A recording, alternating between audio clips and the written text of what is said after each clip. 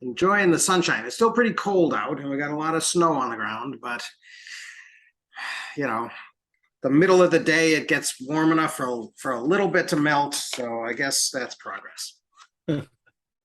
So how long does it take to all clear out? Well, we have so much snow on the ground this season that I think probably what's going to happen is we'll have ponds of water in our front yard and our backyard until the ground underneath the melting snow actually thaws out, and because it's all sand down there, but it takes a while for it to thaw, and then so we oftentimes have kind of standing water in the yard for a little while. We haven't the last couple of years, but this year we got more than our share of snow. Morning, Pat. Good morning, Dan. Hey, John. Morning. Yeah, our rainy days are starting to thin out, which for California, you don't really, Southern California really talk that way. So yeah, it's been an unusual winter. Yeah. Yeah. My parents are they're outside of Sacramento, and Oh, that's right. Yeah. they have been happy about the amount of rain that they've got. And, Sure. and also about the snowpack up at Tahoe that, Oh, absolutely. yeah, gonna melt down into I guess Berryessa is the one that the reservoir that they're always kind of looking at. Yeah, I'm near some mountains and I've never actually seen it so low, and I've lived in this area my whole life. So it's been unusual. Yeah. Of course, at the same time, I'm kind of over the rain. Yeah. Morning, Judy. A selfish way. Yeah, it's kind of funny. I had heard. Did you? I don't think you said, but I had heard somebody said recently that behind the Hollywood sign there was snow, or above. Chris might have said that, yeah, because he lives about 12 miles to the west of me. Okay, so yeah, I don't think I've ever. I think I've been in LA once. I flew into LAX to, and I've changed. I've actually gotten connections at LAX, but one time I flew into LAX early in the late in the 90s. I'm gonna say to make a proposal to support a proposal that this new luggage cart company was making to the airport authorities to replace SmartCart in LAX. And so we went in, and I was the computer support. I was gonna provide a networked system that would tell them, when the carts were out at each station and yada yada yada. And so we flew in, and I was on their expense account. So they flew us in first class, and they and they put us up in a nice hotel, and we met with this airport commission, which I remember was I think it was chaired at the time by Johnny Cochran. So I got to meet Johnny Cochran before that was before the trial. So I don't know. Oh, okay. So it was a long time ago. Yeah. But Johnny Cochran was already kind of an up and coming person at that time, and driving a royal blue 911 Carrera, I believe. Oh my goodness. Yeah. Yeah. So that was my brush with fame. And I don't think they won that proposal. I think SmartCart kind of came and made LAX an offer they couldn't refuse. So it is 10:02. I have not heard from my family yet. They drove about 3 hours down to the south to St. Cloud to pick up this puppy that we're getting. And they said that they would send a photo when they were in the car with the puppy on their way back. And I haven't heard yet. So I assume they left at like 6:45 this morning. So so I think they were going to stop and eat and then drive by the breeder and pick up this dog, and then immediately head home. Hey, there's Tim. How you doing, Tim? Oh, right, John. Is that an actual? No, that's not graphics behind you, is it? That's no, it's the wall.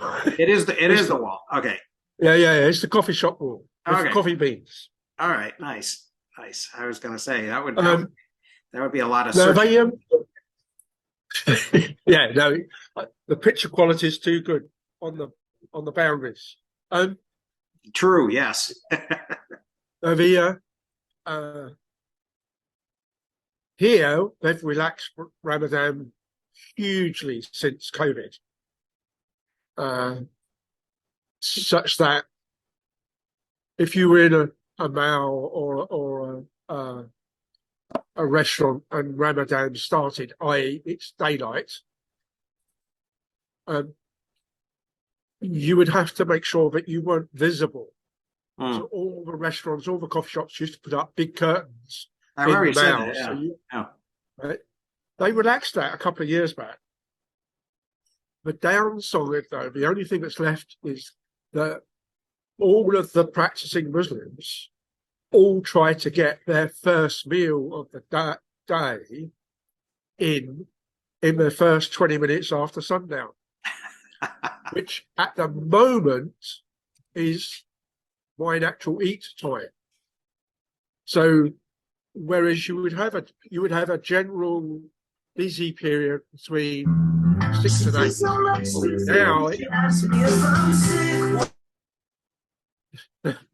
Now it's condensed to like a 20-minute rush, and occasionally I forget. So as I forgot today, so I went to eat an hour ago thinking it's 20 minutes, and I've just come back.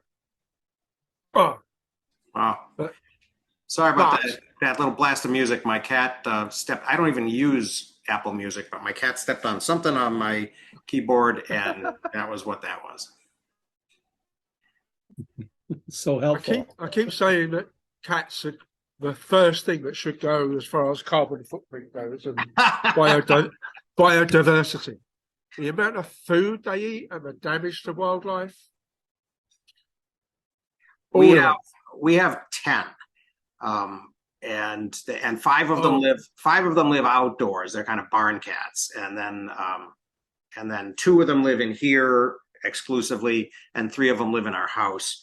The ones that live outside, and actually there are a couple that well, there's one now that kind of the daddy of all the kittens except for these 2. He's an indoor-outdoor cat, and they are quite the effective predators. We've never had a mouse problem in our or a rat problem or anything. No rodents in the 14-mile radius. In the feed in the barn, which was helpful. And occasionally they tangle with bigger things. It is a little bit, they are a little bit destructive of birds, but they haven't wiped out all. I came across some numbers the other day that put them as effectively the small wildlife killer. Focusing on birds, but I can't remember now whether the actual number was exclusively birds.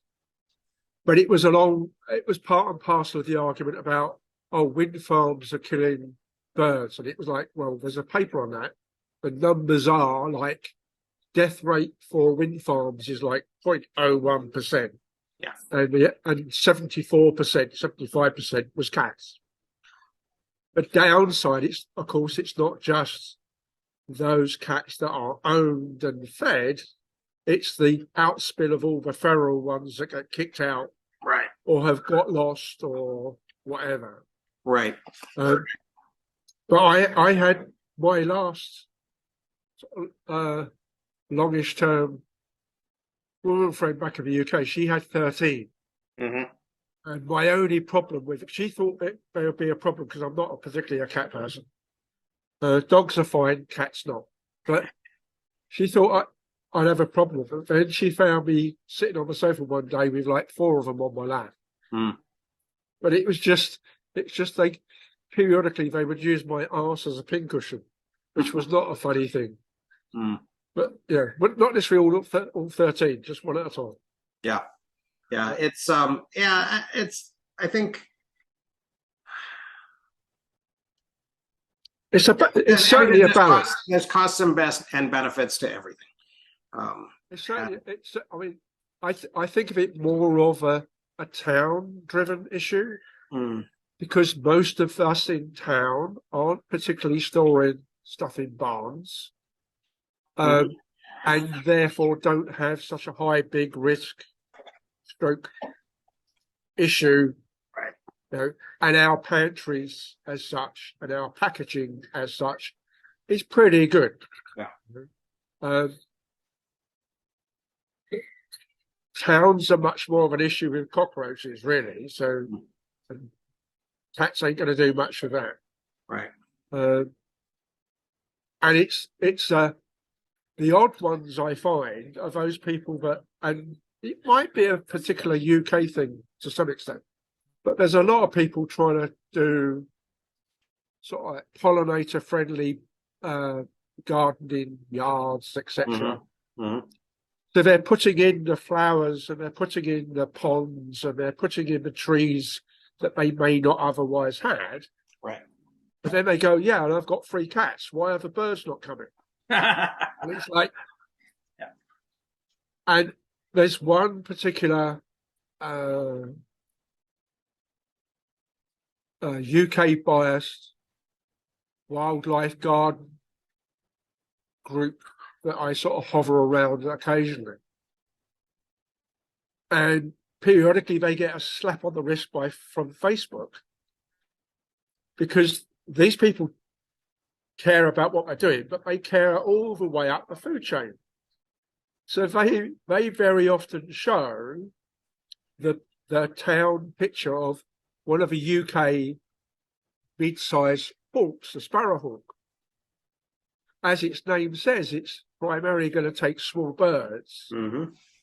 So you see this, you get a little short video or a still photograph of this bird, this hawk, having taken a bird and ripping its head off or whatever. And then that becomes a problem because I'm triggered and you didn't warn me. And it's like, really? No? Go watch the BBC for something on the Serengeti when the lion's after the buffalo calf or whatever, you know? Right. And it. Well. Anyway. Yep. Morning, Chris. Evening, Chris. Evening, morning, afternoon. Need to turn your mic on, Chris.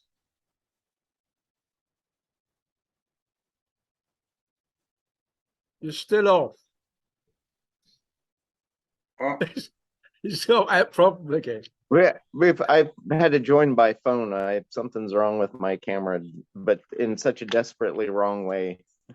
So here we are. Okay. But all right. Well, we can hear you. The controls are. Yeah, we can hear you at least. So assuming that everybody is here, I mean, it's more than 10 past, so we should probably begin. So we were going to talk about socialism, Naomi Oreskes and Eric Conway's thing, and then Eric Rauchway talking about the New Deal. I thought I was amused and kind of happy that that Michael Kazin began with Robert Owen, because I really like Robert Owen. So that was sort of fun for me. It was in your book, wasn't it? Yeah. You talk about him in your Peppermint Kings, or yeah, and even more so his son Robert Dale Owen. Yeah. But yeah, Owen fascinates me. He's, because he's so successful as an early industrialist, and then he sort of takes this turn. And so I like to, when I'm teaching that, the kind of the early industrial revolution in my world or my U.S. history courses, I started this, I guess, in environmental history because I was channeling Ted Steinberg's book, Nature Incorporated, which is about that period of the mostly the Merrimack River industrialization in New Hampshire and Massachusetts. But these guys Nathan Appleton and Francis Cabot Lowell, it's one of the Lowells, they go to New Lanark, and they look at it, and and by this time it's like it's just before the War of 1812, so it's like 1810 or 1811, and of course there are no effective enforceable international patent laws. So they basically stare at the machinery and kind of figure out what it's doing, and then go back and reproduce it in much the same way that Samuel Slater had done in Rhode Island just a decade earlier, and so so I like to, at the end of that whole thing, I like to sort of, as almost a little bit of a counter historical, what if sort of thing, because Appleton and Lowell, of course, don't do anything remotely socialistic, right? They create these cities of Lawrence and Lowell, that previously hadn't existed, and they, and cities that did exist, like Nashua and Manchester in New Hampshire, get substantially bigger because they get these mills. But they don't, and so they do social engineering, but it's not sort of deliberate, socially oriented kind of, any type of thinking about, what's going to be good for, for this new society that they're creating. And then, and Owen does, both in New Lanark, and then of course when he comes to America, he actually settles, of course, in Indiana, and takes over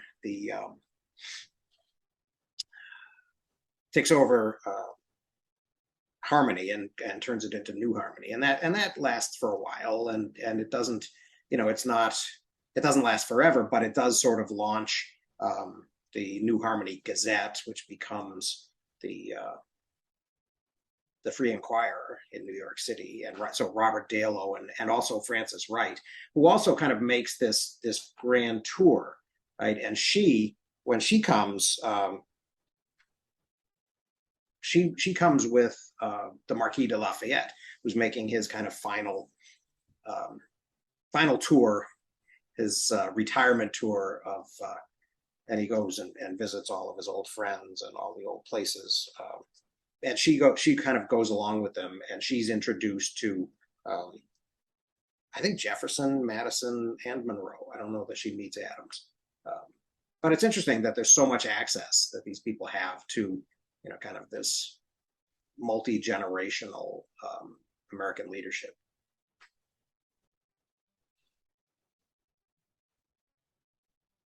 So I enjoyed that.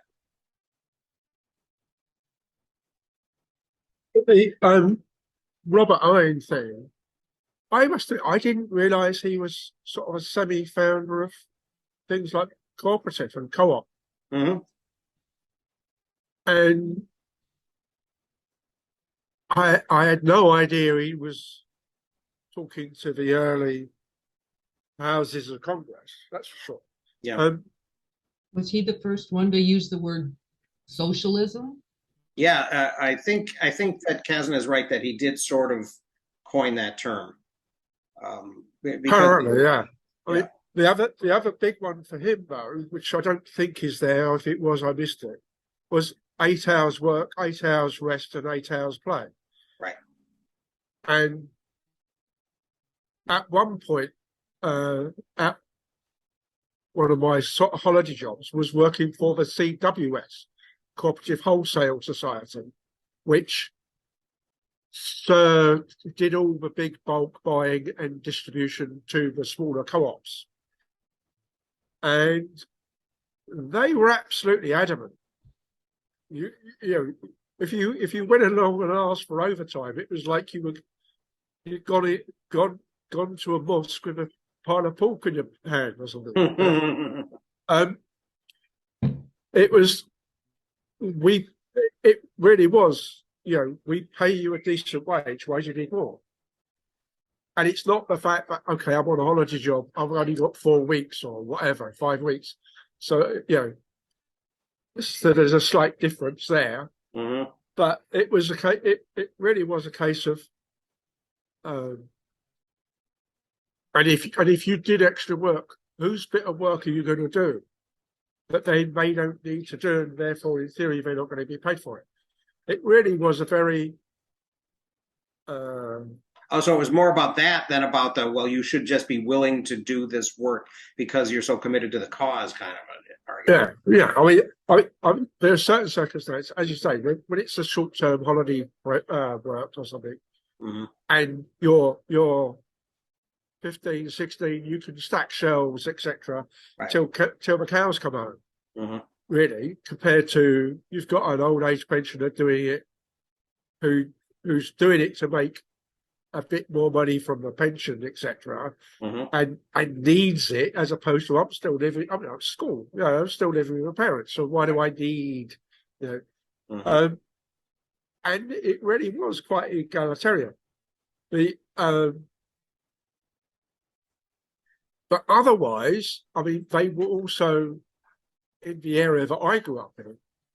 They were the nearest big semi-supermarket before supermarkets became a thing. Mhm.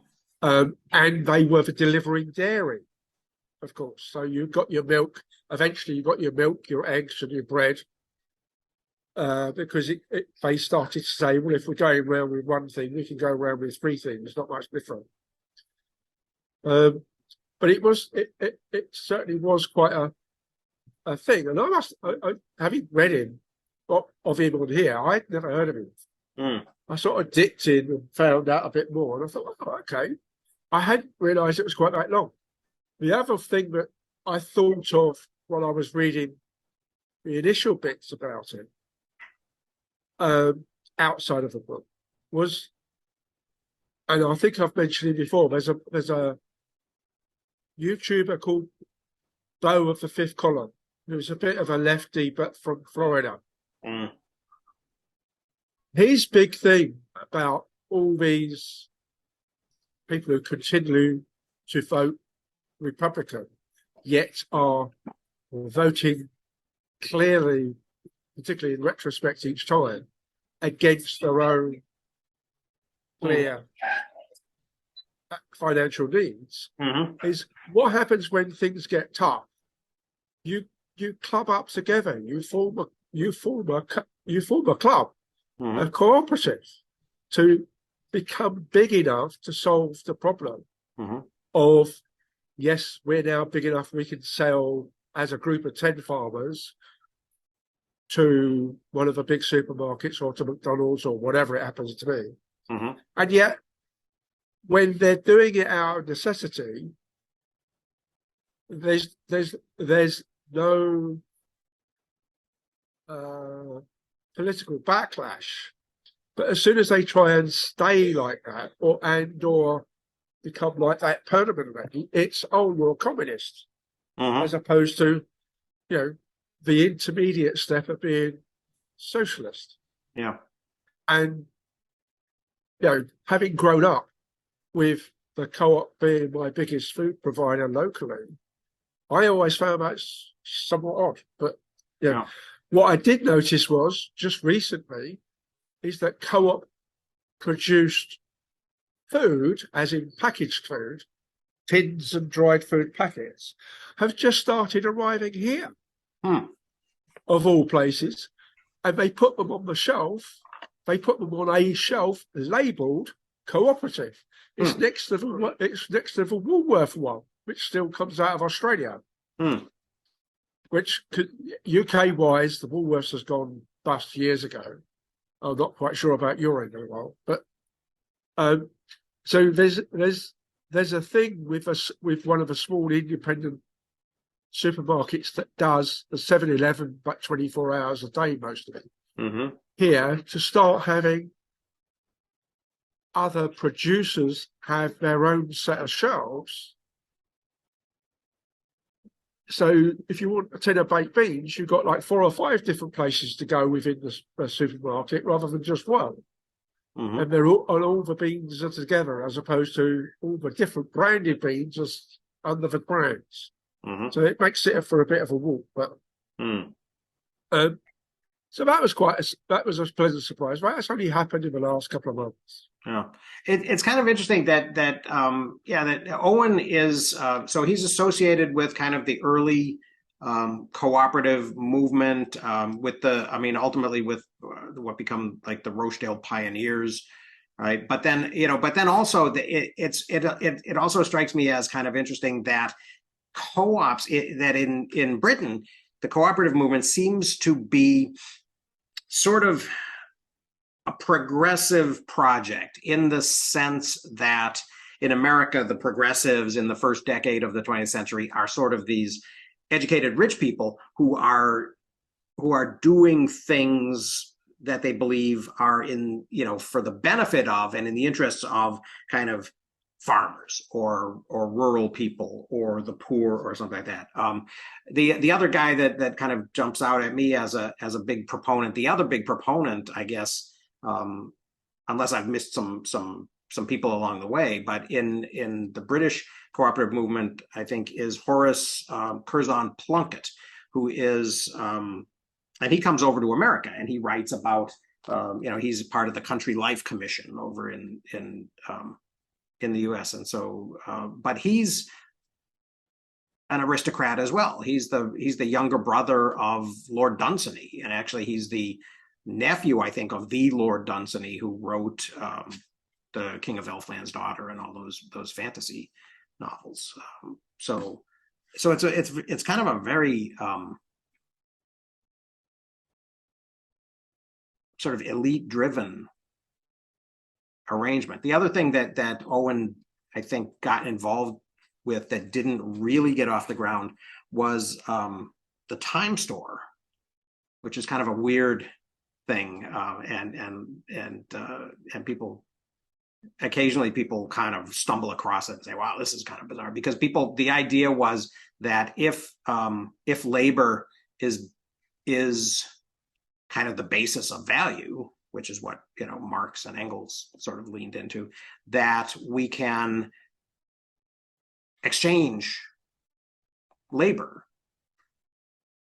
and we can go into a place and we can go into this labor exchange and say, okay, I'm going to give 2 hours of my work as a blacksmith for X amount of flour, for example. And they try to sort of rationalize all these different goods or services in terms of labor time, which is a little bit problematic because there's skilled labor and there's unskilled labor, and and specialist services might be argued to be worth more, but it's something that he at least sort of stuck his toe into and tried to do. Go ahead, Tim. Sorry.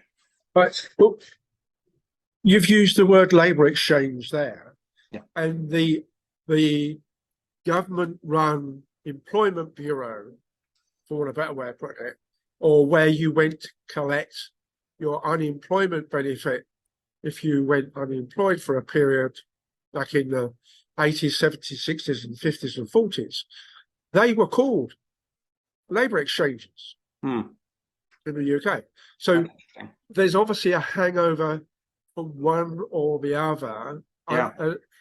I would imagine, I don't know, because you've thrown it up as a thing that I didn't know that it came from there in that sense. It probably came through with the Labour government in just the pre-war Labour government that they got lost to the Conservatives big time in like 34 or 35. But that sounds another oddball link that hopefully Obsidian will catch up and throw out as a link.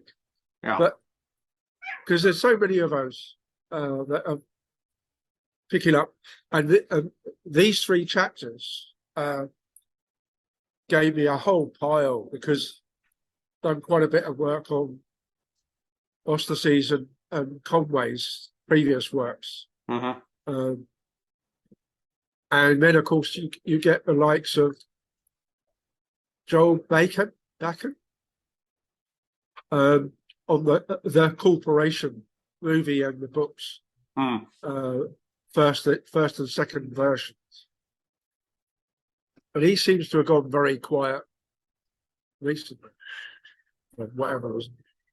But the whole of the early bit of Owen's period, I as I say, I didn't know of him before, but he seems to have gone all over the UK, Scotland particularly, buying up mills and stuff, and slowly but surely dragging them all together. Mhm. The next big chunk would be if it's gone for the 8 hours on, 8 hours off, 8 hours sleep thing.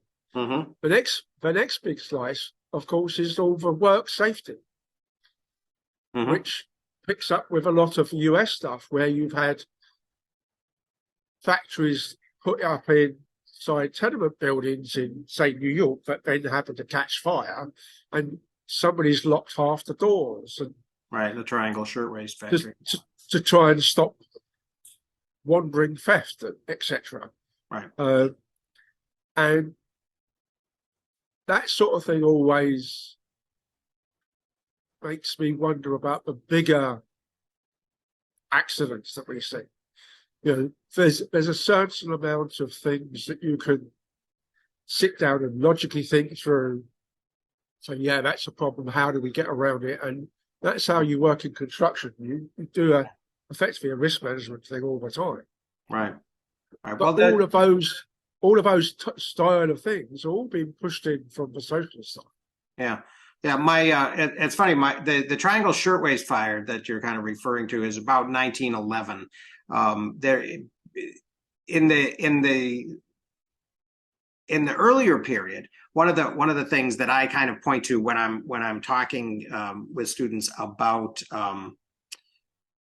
externalities is, you know, that during and it's in that same story that I tell about the mills of the textile mills of New England.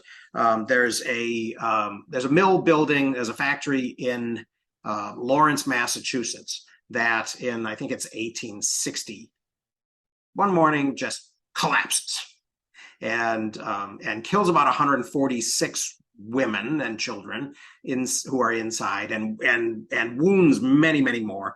And it turns out that it had been it's called the Pemberton Mill, and it had recently been sold. It had recently changed hands, and the new owners had loaded it full of it was a multi-story, you know, kind of brick factory building.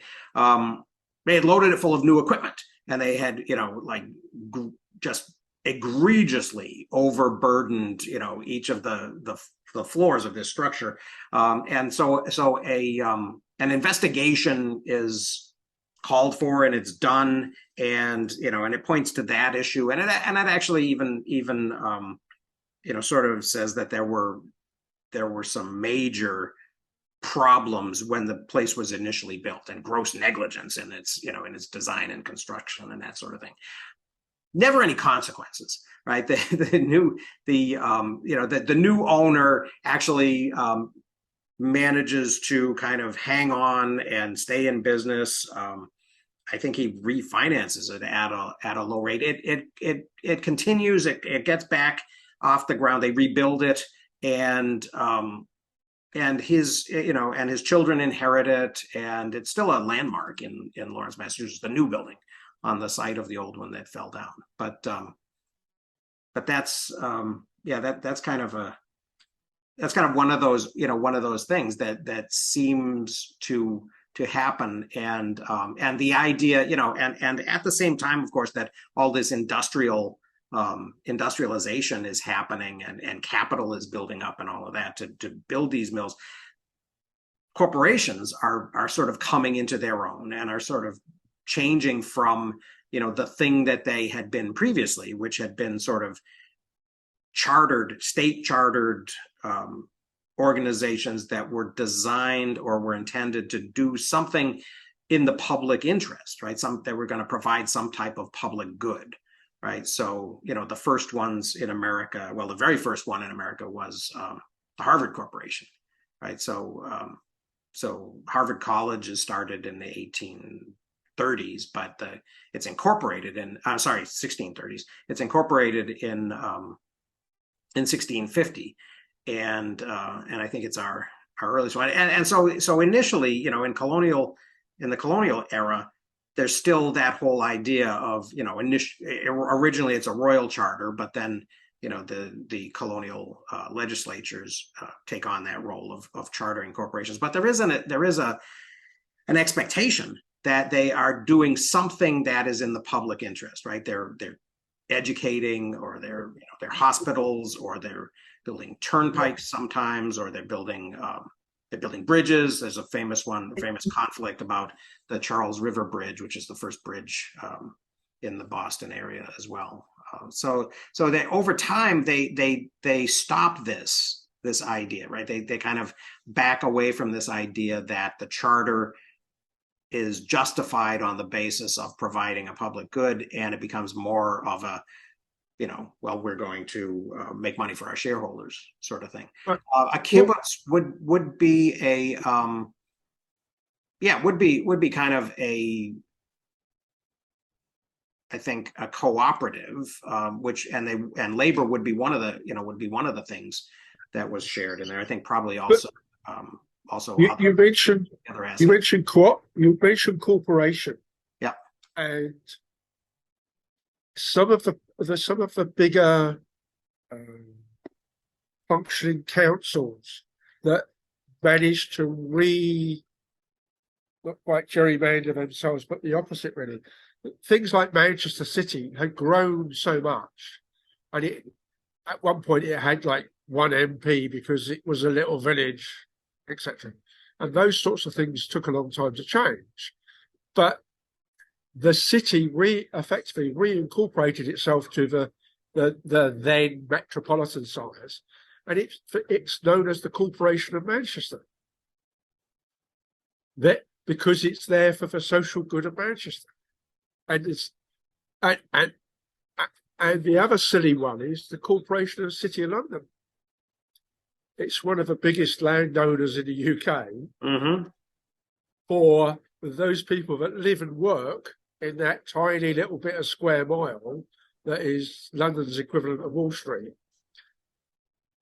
And one of the things it has is the whole of Epping Forest, which was an old Elizabethan hunting forest that is in a little bit of Hertfordshire, but mostly in Essex.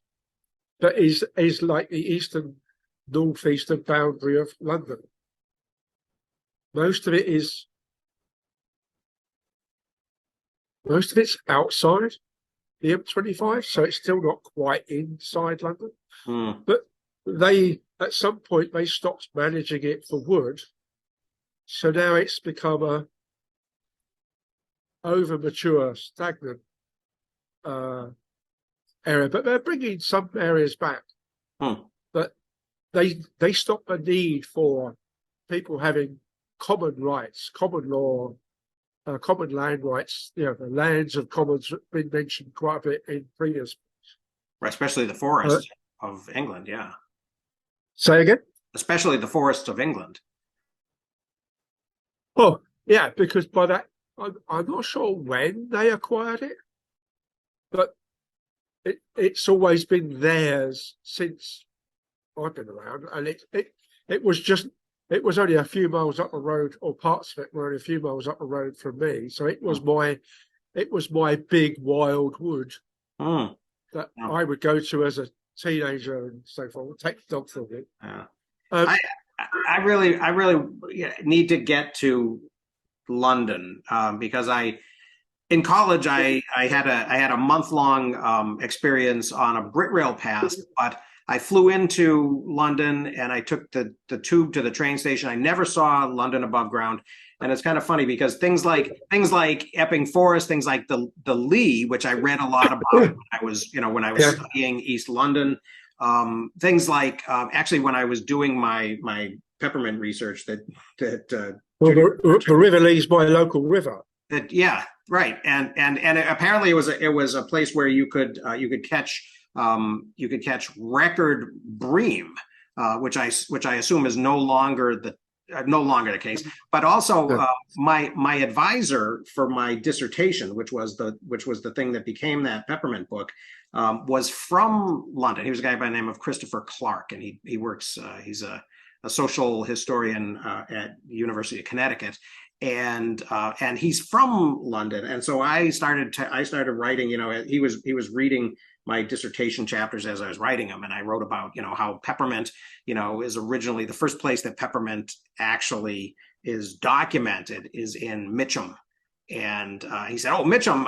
He says that's where I'm from. Mitcham is it was a suburb of London, and it was it still is. Well, it was a village, but it's kind of a village. But it's kind of a burb now, right? He said when he was young, because he's I don't know, probably a decade older than me. He said it was it was a village, and and previously, of course, it was an agricultural village, sort of far out of town, and that's when everywhere was.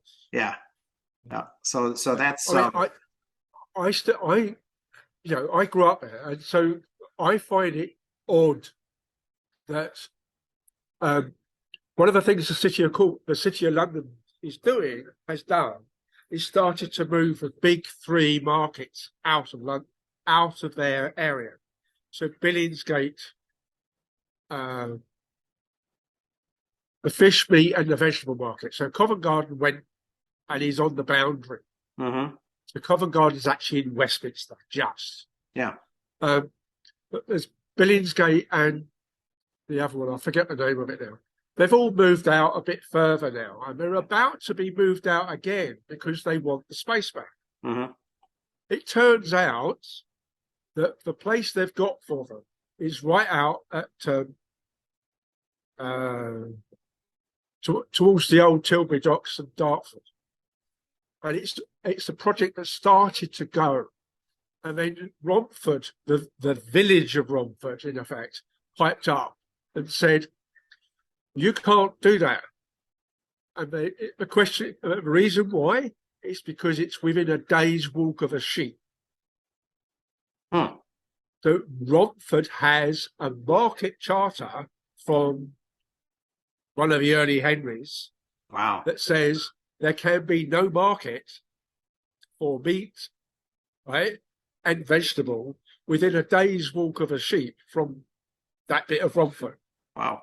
And this place is like a mile inside. And a sheep walks 6 3/4 miles. So at the moment, you've got the Corporation of the City of London, which is a $1 trillion business. It's got Lloyd's, it's got the stock market, it's got all the trading houses, the lot, right? It owns the Docklands, etc., etc., etc. Right? Mm-hmm. He's currently being held up on I think the total cost with all the extras they've got to do, because a lot of planning permission, like you have, when you've got a big project inside the metropolitan area, you also have to do social housing, or at least affordable housing first time round, etc. Mm-hmm. So it's a $1 billion plus project is being held up on a piece of paper that is from 1260 or something. Tudor era, yeah. That's talking about sheep walking 6 3/4. So there's a guy called Ian something. He's got a blog that is something London. Come to London, or London. Ian visits London. Ian visits London. There's a blog. He's got 2 or 3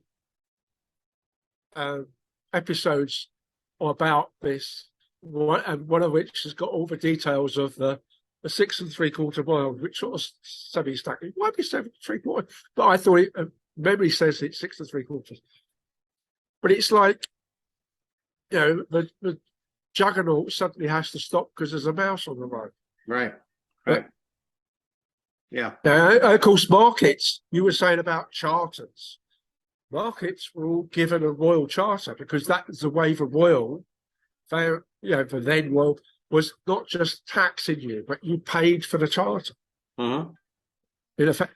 And it's never clear in general reading anyway whether they were perpetual Mhm. payments, like an annual lease or something, Mhm. or whether it was like a one-off lump that gets you the charter Right. for however long. Right. And oftentimes they're they end up being symbolic, right? That that Yeah. the thing that is paid is, I mean, it's almost like that original legend of the Maltese Falcon, right? That that they use as a basis for that old movie, right? Was that the Knights Templars would pay that their lease for the island of Malta was based on this payment of a single falcon. And of course, they became so rich that they created this jewel encrusted statue as their version. Of course, the other royal get out of jail free contractual clause has just come up in your more local news. I understand. It's Disney versus Florida. Oh yeah. So, Yeah. so there's a. Although that CEO of Disney who stepped in that has now been removed, right? And I think Bob Iger is going back. I don't pay attention to that, but I did see a story about that.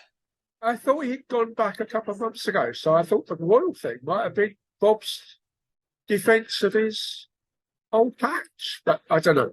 Yeah, Well, I don't know that. I don't know the chronology either. I don't want to make any claims.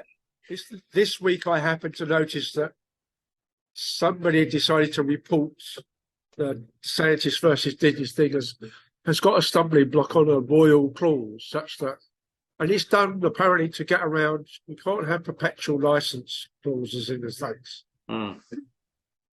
I mean, we did the same for Hong Kong and we give it back. Yeah. Okay, Chris, you put some. Let's go back to socialism in America. I think it's interesting. I think Michael Kazin, kind of makes a couple of mistakes along the way in here, but I think it kind of is interesting, this idea that, I mean, I like the point that he makes that, that was when Martin Luther King kind of got into trouble, right? Was when he made that change from civil rights to sort of social equality, writ large, with potentially this idea that, that maybe this is going to bring together working class people or poor people and show them that they have common cause across racial lines, which I think the powers that be really do not want to allow to happen. Eugene Debs actually is another person who kind of interests me quite a bit. There's actually a town just north of where I live that is named after him, where they have a kind of a crazy 4th of July parade that we used to go to with the kids every year. And it was a bunch of socialists who moved up there, a bunch of socialist hippies in the 70s moved up there so that they could, grow pot without anybody looking over their shoulders. And they still do. And although now it's of course becoming completely legal in Minnesota, I think this month, but yeah, but so they named the town after Debs. The last time I think that he ran for president, he was actually in prison, because that was the other thing about him, of course, was that he was the Wilson administration, that tremendously progressive presidential administration during the First World War, threw him in jail because they passed a sedition and an espionage act that basically was designed to target anybody who spoke out against the war, and particularly against the draft, which he did quite explicitly. And so they tossed him in jail. Heard about sedition these days. Yeah. So when I, just 100 years ago, so it's sort of like history rhymes on a much more regular basis nowadays, I guess. Well, it's interesting to see too that he only got like 5 or 6% of the vote, which has been roughly the peak of any third party candidate Yeah, I think with Than the in exception recent memory. of what's his name, the Texas billionaire, Ross Perot. Perot went a Got little. a little bit more. But But it seems like you can only get like that much, mhm. and otherwise you need to like, you know, stay within the two-party system and manage to get higher percentages of all the rest. Yeah, yeah, and I think that that's the 5%. I think is the federal matching number, right? When that was more of an issue before before Citizens United, people actually worried about their campaign funding. Yeah, and there is that. I was aware of that Werner Sombart book. I haven't read it, but one of my professors at UMass, Bruce Laurie, has a book. Wrote a book called "Artisans into Workers" back in, I don't know, probably the late '70s, early '80s, and that he begins with that. He begins kind of with that question. Werner Sombart famously asked, "Why is there no socialism in America?"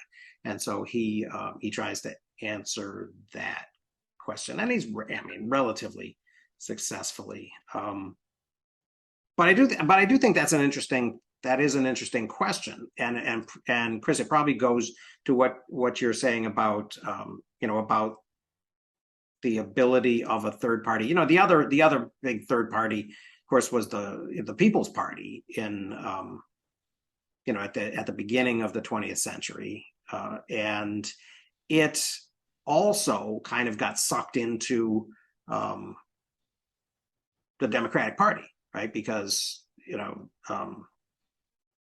what's his name? Cross of Gold, that guy.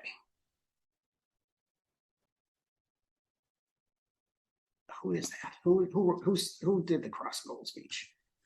I looked that up.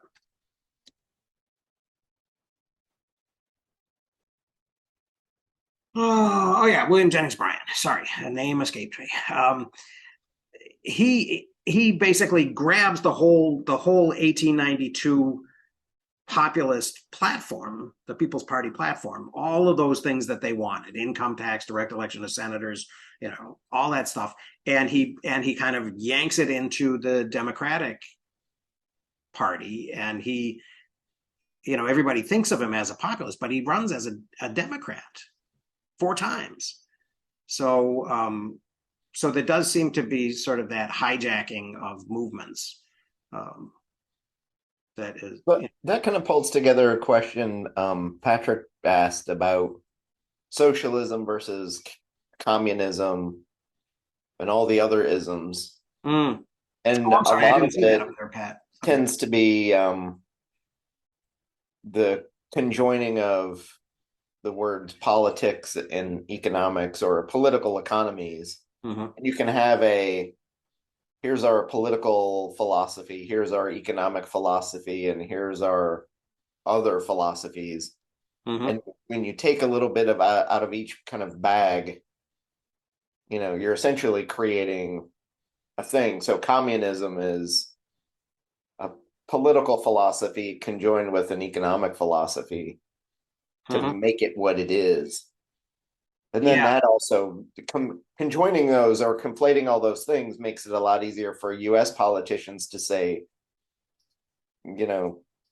gosh darn it, we're not going to be socialists Mm-hmm. because, and you're carrying the baggage of what communism was and the evils that the communists also inflicted on top of the socialism that they believed in, versus you can have democratic socialists, of which somebody like Bernie Sanders is one. Mm-hmm. And he's looking at trying to take the democracy portion of the political philosophy and meld it with a different economic philosophy. Mm-hmm. And in fact, some of those 2 chapters we read, and it's underlined in that book I threw in a few minutes ago,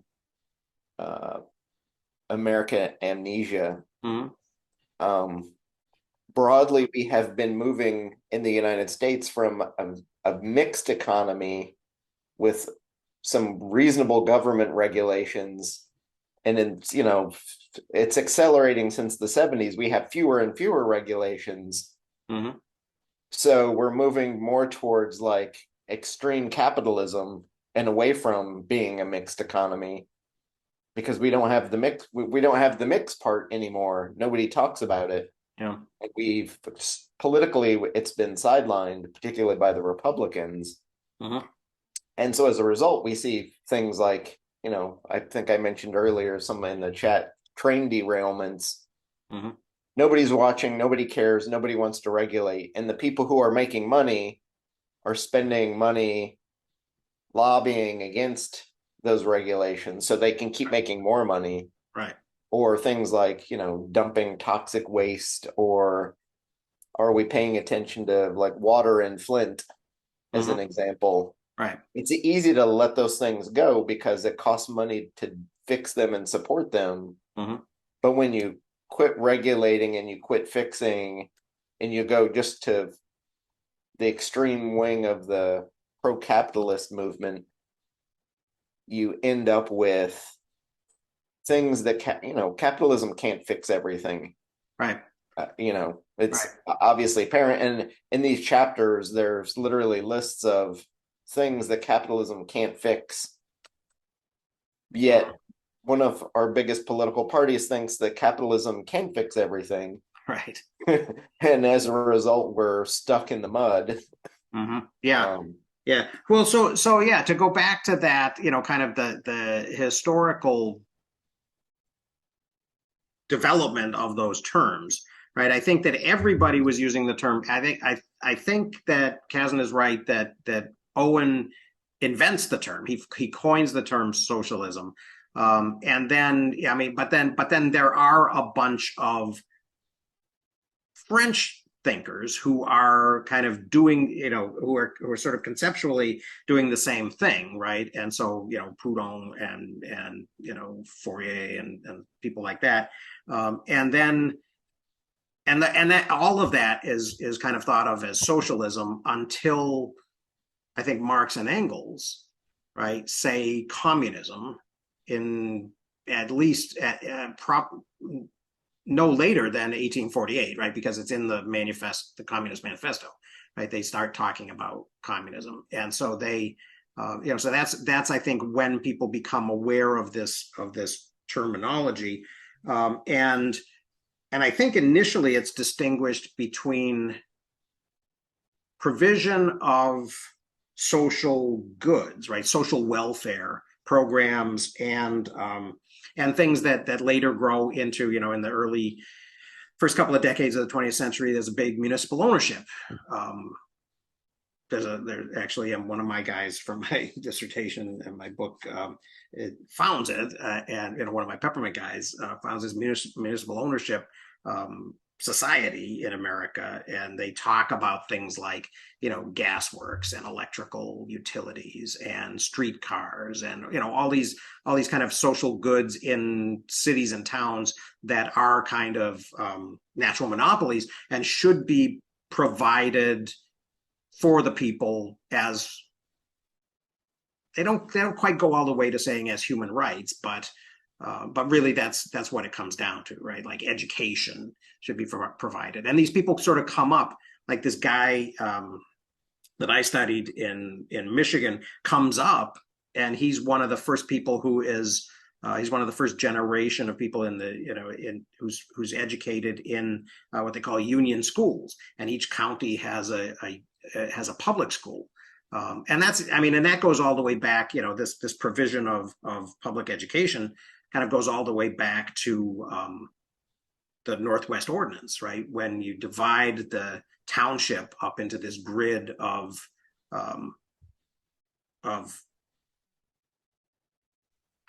how many are there? 36 square miles. Yeah, 36 square miles in a 6x6 grid, right? And section 16 in the middle has to be devoted to a school, right? So there's this, you know, there's kind of this precedent for that. Then communism comes along, and communism, I think, gets associated with worker ownership of the means of production, right? And by this time, Marx and Engels, because they're very oriented, and they're paying very, very close attention to English industrialization. When they talk about the means of production, they're talking about New Lanark, and they're talking about these textile factories, and these, and like the factories in Birmingham and places like that, right? And so that's the idea that that these things, without really taking account of how these things got built, they say, well, the workers should own them because it's the labor that they were not paid adequately for, that the capitalist was allowed to accrue and turn into profits that could then be reinvested. And so that seems to be, but then later in history, right, we have this association, we have the revolution in 1917, and of course Lenin starts to negotiate with Marx and Engels, right, because there is no industrial proletariat in Russia at the time. Oh, here comes Aleman. And so they have to say, well, workers, soldiers and workers, Soviets in Moscow is what we're appealing to, and that's going to be the basis, and so they have to, of course, offer the soldiers some reason to come on, and that's getting out of the First World War. But then that becomes, this totalitarian dictatorship. So, so then we sort of accumulate this understanding in America that we use for political purposes, that there's some necessary conjunction between democracy and capitalism, and Aleman, and communism and totalitarianism, which I think is, as you were saying, Chris, is not inevitable or necessary, right? There are democratic socialists, and that's the that's the tradition that leads to Scandinavia. There are also and then there are also Christian Democrats, right, in places like who are sort of there too, right? And and ironically, before we overthrew the government of Chile in 1973, the Christian Democrats began the expropriation of the mines, right? They were the ones who were doing it, who were taking the copper industry back for the Chilean people.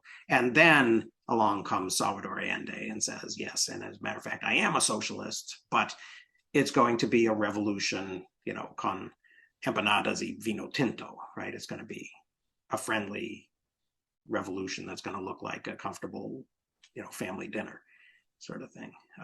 But that was a bridge too far, because now somebody had identified themselves with socialism, and we could say Soviet.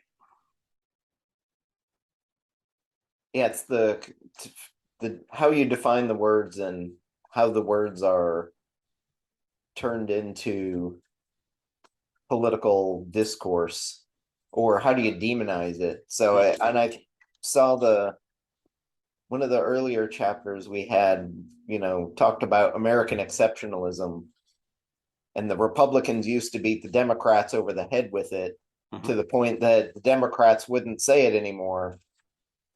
But the new phrase, or the idea of being woke, is essentially the same thing, where you're talking about the same idea of is America the greatest? And the people who use the word woke, or who identify as woke, are specifically saying, no, we're not great. We could be better.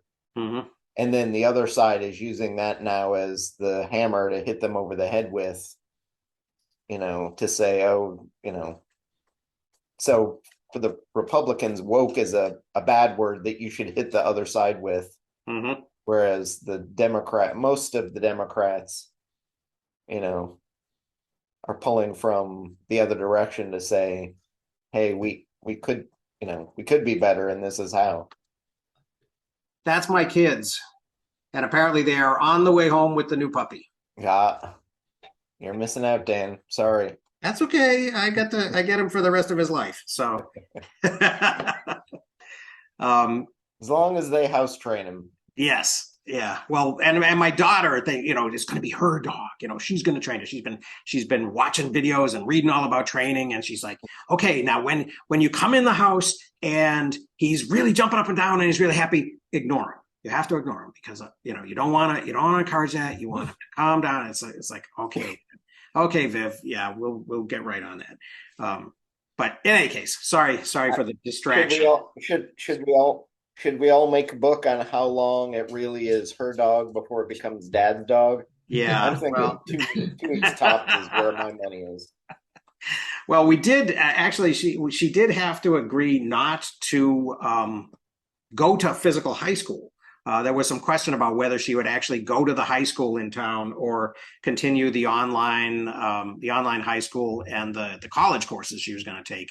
And so we got her to agree that she'll be more available because I don't want to put him in a box for 8 hours a day and stuff.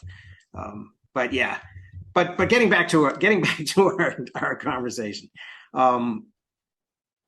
Yeah, I think it's weird. One of the things that I was working with the students in my U.S. History 2 course, and we were this week, and we were kind of in the transition from the 70s to the 80s. And one of the things that and I had him read something from Jimmy Carter last week, and I had him read something from Reagan this week, primary sources, speeches. And one of the things that was kind of interesting that Carter said was, he was warning people, and I'm not sure if it was actually in the Malaise speech, but at one point he warns people about stupid solutions, right? About sort of demagoguery and making things more black and white than they really ought to be because life is complicated and these issues are complicated, right? And all of that, and and he sort of warns against this, and then along comes Ronald Reagan and just leans right into it. So yeah, I think these issues, I mean, and it's and it's of course patently absurd, right? The U.S. military is the biggest socialist organization on the planet. People working in the U.S. military are provided, soldiers are provided everything, their food, their clothing, their, everything, healthcare, haircut, and the biggest single polluter. Yeah. And ironically, and it's funny because it never even occurred to me, but we always talk about this, about the Reagan era as being this time when, he comes in and he says, government isn't the solution to the problem. Government, in fact, is the problem, and all of that stuff that we know about. And he promises that he's going to, that he's going to cut government, and he's going to, and he's going to cut taxes, and he's going to do all these things. And the way that historians, especially historians who are criticizing him from the left, kind of the next breath that they take a breath and they say, and he didn't, right? He built up the military, and he, and during the 8 years that he's in office, the national debt more than triples from something like 800 billion to 2.7 trillion. And that's all on the basis of this massive deficit spending for Star Wars and and supplying the Afghanis and just all of those, and Iran-Contra and all those things that we're aware of. One of the things that hadn't really occurred to me was he also comes in, when Reagan comes in, inflation is like 13% in like 1980 or 1981. And it has been in double digits, right, through the end of Carter's administration, right? And unemployment is kind of high as well, right? And so we have this thing that they called stagflation, which is like the worst term that anyone could ever invent. But, so we have, sort of unemployment and inflation simultaneously, which we're not supposed to have, right? Because according to the Phillips curve, which was developed in 1958 or so by an English economist, and then was verified for America by Paul Samuelson the next year, right? We're supposed to have one or the other, right? So there's supposed to be a correlation that, doesn't imply causality, but when you have high inflation, you're supposed to have low unemployment and vice versa, right? And so in the 70s, we don't have that. And so Carter hires Paul Volcker to be chairman of the Fed. And Volcker apparently in 1981 goes to Reagan and says, look, we got to take care of this. And what I'm going to do is I'm going to raise interest rates and I'm going to keep them high until unemployment comes down to between 2 and 4%. Because raising interest rates is going to restrict the money supply, and that's going to tamp down inflation, right? And so he does that, and it kind of works. And so that's, so economists, and I'm working with this economist on this economic history course, it's like, he's a genius, he did it, and all that. Well, yeah, he did it, but what's the other thing that happened at the time, right? It's this thing that we criticize Reagan for building up this, for deficit spending on the military. Well, the military doesn't count towards the consumer, military spending doesn't count towards the consumer price index, right? It's not an element of the CPI. So you can have ridiculous Keynesian military spending and not have inflation as a result, which, it's one of those, I'm always kind of frustrated by Reagan because it's always difficult to determine how dumb he is, right? And sometimes it's sort of like, oh, he's an idiot, but then other times it's like, and he certainly pretended to be an idiot when they asked him if he knew about Iran-Contra. So he sort of leaned into that. That was very convenient for him. But, some of these things that he does seem kind of brilliant. Well, he also, and since we're talking about a book on myths, Reagan, as a Republican, takes that idea of it's not a good thing to say, I'm from the government and I'm here to help. Mm-hmm. And he particularly points at indigenous peoples and their, sad history with Britain and Americans for 400 plus years. Right. But what he fails to point out is, although he is of the party of Lincoln, the two parties had crossed long since before that. So when he's saying, I'm from the government and I'm here to help, he's criticizing his own party, who has done that just under a different name. Mm-hmm. And somehow we all believe that, and everybody wants to take it to heart.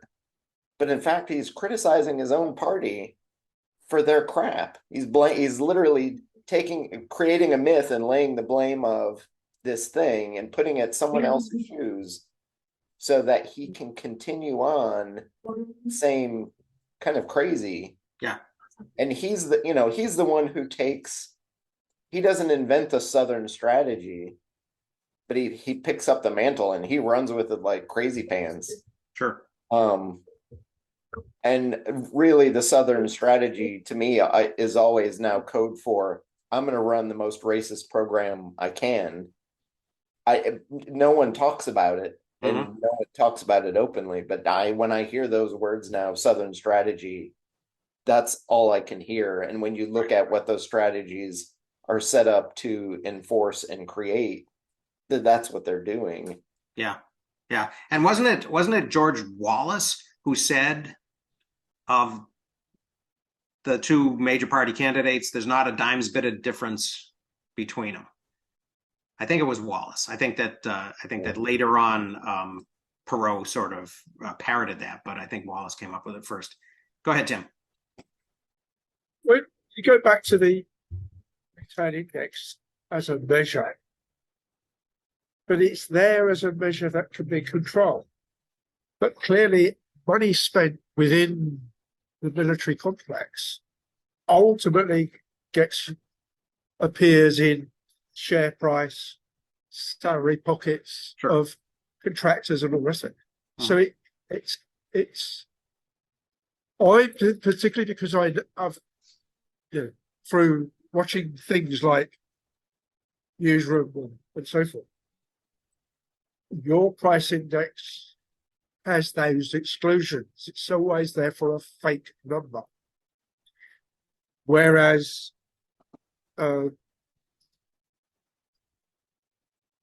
some of the UK ones, while we don't quite have the same volume of money involved, particularly with the military, etc., and we don't have quite the same linkage in many respects for the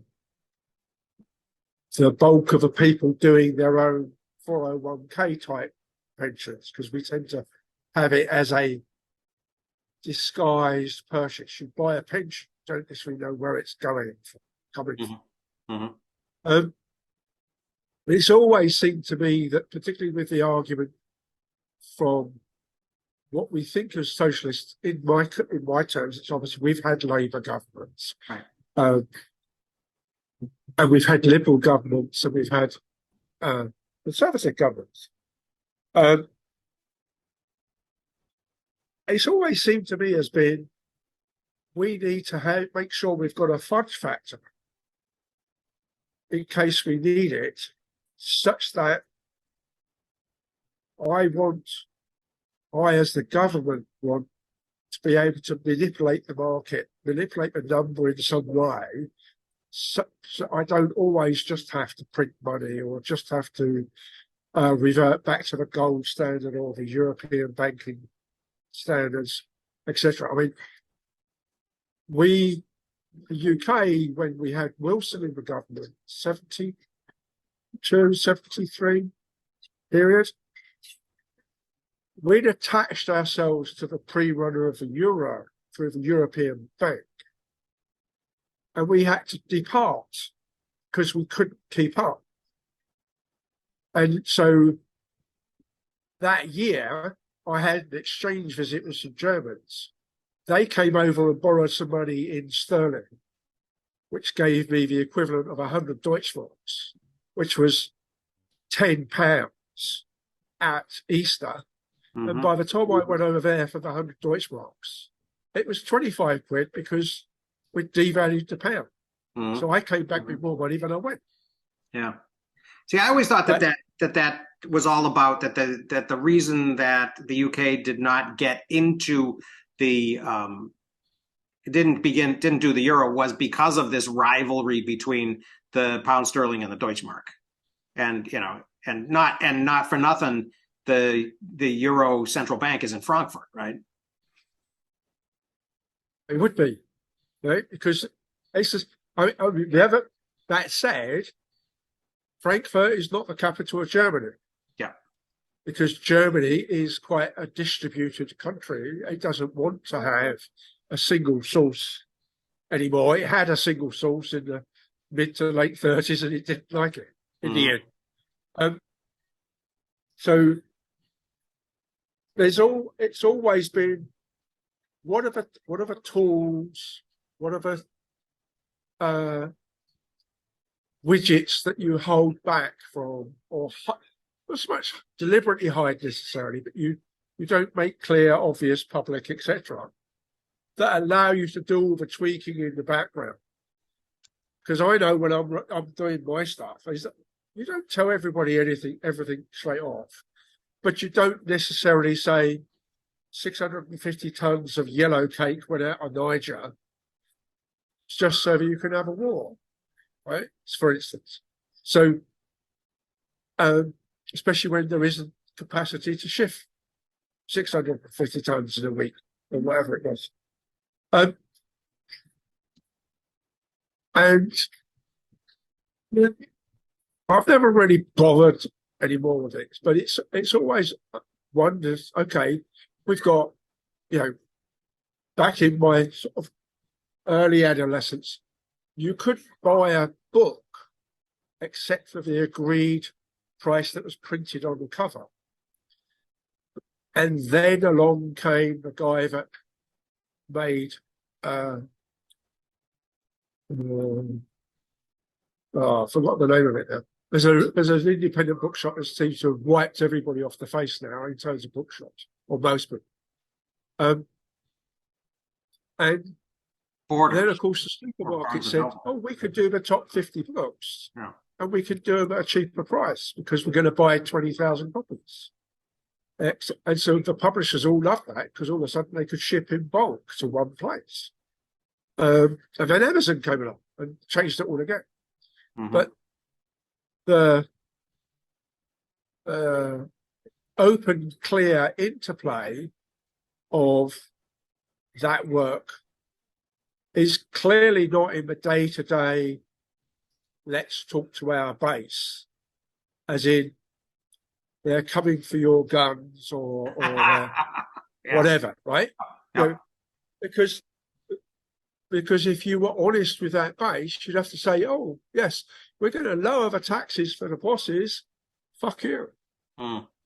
Basically, you know, on that basis, how has the actual CEO been more effective by 350 times or whatever the number was compared to the general worker who's now been so augmented by automation, etc., that one factory worker now produces more than ever before. You know? Yeah. And has materially lost money. Okay, so let's take that opportunity to kind of go with this idea of propaganda into the next chapter, right? This because I think that Oreskes and Conway do a pretty good job describing this, you know, the NAM and the you know, that whole kind of conservative backlash and sort of propaganda war that was undertaken for generations, and that I actually kind of remember from, you know, from when it was going on. I think it's interesting, and maybe though before leaving the previous chapter, the other thing that jumped out at me was this book, The Other America, right, which I think reminded me a lot of Jacob Riis's How the Other Half Lives, right, in, you know, which was his description of poor people in New York City. And it struck me that it would probably be a good idea to, you know, because he sort of made that challenge, you know, a generation, you know, in the future, we should, you know, if things don't change, we'll be able to sort of republish this book or something that looks very similar to it. And I was thinking, well, okay, it was written in the year of my birth. Maybe I should revisit it and, you know, and say, you know, okay, so what do things look like now? But the thing that struck me about this, you know, conservative propaganda war against the New Deal, beginning with the New Deal, and then anything that sort of smells like social welfare, right? Whether it's civil rights or the Great Society in the 60s, or, you know, or whatever it might be. I remember, I thought it was kind of crazy that he mentioned Henry Hazlitt and he called him an editorial contributor, newspaper editorial contributor. I met the guy when he was very, very old and I was very, very young. I went to, I got a fellowship. I wrote an essay and they gave me a fellowship to attend a summer institute at the Foundation for Economic Education, which was beautiful. It was at this, you know, it was at a mansion in Irvington, New York, you know, just, you know, along the Hudson River, close to Westchester County, which was where most of the people who worked there, of course, lived. And I got to go there and, you know, and meet Hazlitt. And I think Leonard Read was just about dead by that point. Yeah, and there were people from all over, you know, most people paid to go, but there were entrepreneur types from all over. There was my roommate was a Texan who was, if he wasn't Michael Dell, he was, identical to Michael Dell as a young person. It might even have been Michael Dell. I don't even know anymore. But yeah, they were really, really committed to this idea, and they really convinced themselves that and they always quoted, I think that Oreskes and Conway say that, well, capitalism and freedom was a little bit nuanced, but nobody wanted to deal with the nuance, right? Which was how we got the Chicago School. But yeah, I found that really interesting, and especially the fact that nobody wanted to hire these guys, Mises and Hayek, when they came to America.